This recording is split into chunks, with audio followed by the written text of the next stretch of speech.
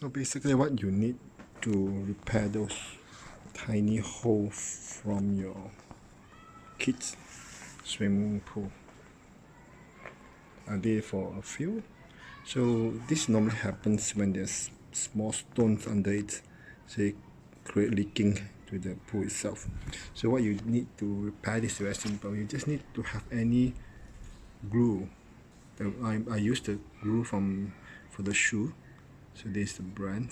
I believe you can get any brand will do. So this is normally for shoe. So I use this as a glue, and I just need a masking tape. So let me show you how to do it.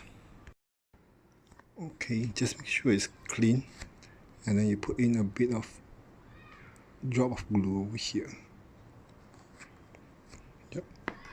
Wait for a while before let it dry for a while.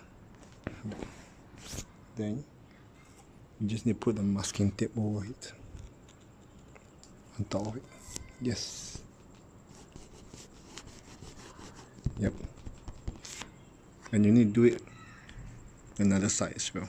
So you do it both sides, both ways, so it's more, can last longer.